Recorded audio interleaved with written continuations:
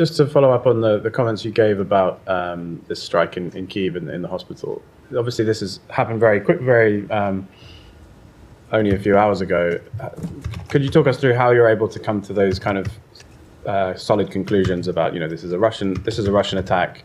We've seen this pattern. We see it fits the pattern. In this case, what is the process for you to be able to sort of state with so much kind of confidence what's happening? Well, so I could get into our ability to look at missiles that are launched. I could get into the Ukrainian military's ability to look at missiles that are launched, and talk about that with respect to any one strike.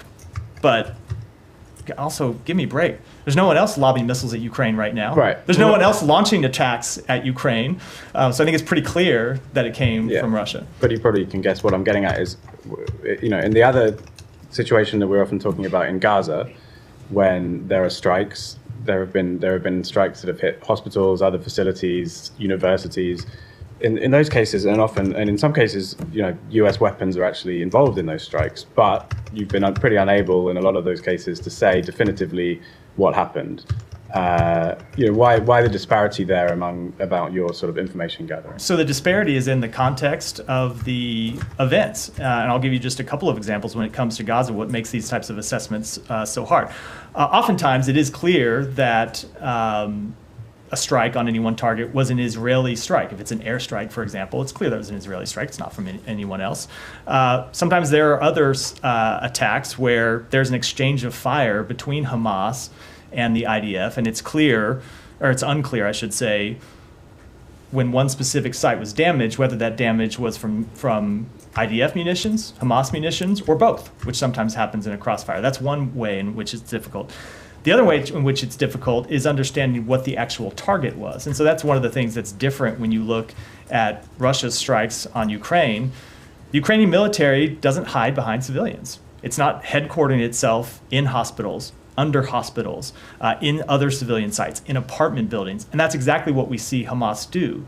And so when you get to making assessments about strikes in Gaza, it's not just always who conducted the strike, but whether the strike ultimately was after a legitimate military target or not. And it's a much different assessment in Gaza, where you have Hamas using civilians as human shields, which is not at all the case in Ukraine. Right, but you did sort of say that it seems that this isn't an accidental strike aimed at something else. That's quite, there's quite a lot of information that you're able to sort of pass on there. There have been cases where, I'm obviously not defending the Russian strikes, but there are cases where Ukrainian anti-aircraft fire has taken down a missile and it hits something, right? There is complexity to that, but you're able to, a few hours later, give a pretty detailed account of what happened.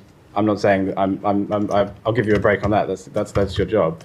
But on the Israeli case, often, we're left with after months, you haven't come up with a real conclusion about what happened in a certain specific incident. That and these are U.S. weapons that are being used. You have the ability to sort of demand answers from the country involved. So I think people will watch this and think, there's a disparity here, and I'm wondering, is there not a difference in the way that you're approaching these and giving the benefit of the doubt to one side? There is no difference in how we are approaching these. There's a difference in the context. There's a difference in the conflict, and that's what leads to our inability sometimes to give such definitive answers. I will also say that there is a difference in assessing responsibility for a strike, right, which is what I was getting into a moment ago, and assessing whether the strike was a legitimate military target. Those are two entirely separate things. Sometimes you can make an assessment about who carried out the strike,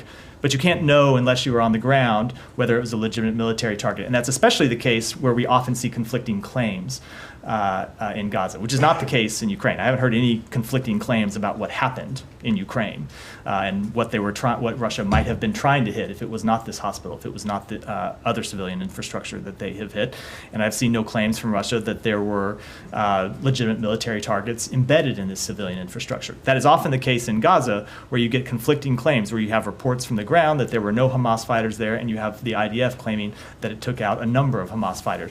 When you have those conflicting claims, that often makes it hard to offer definitive conclusions for what I would hope are fairly obvious reasons.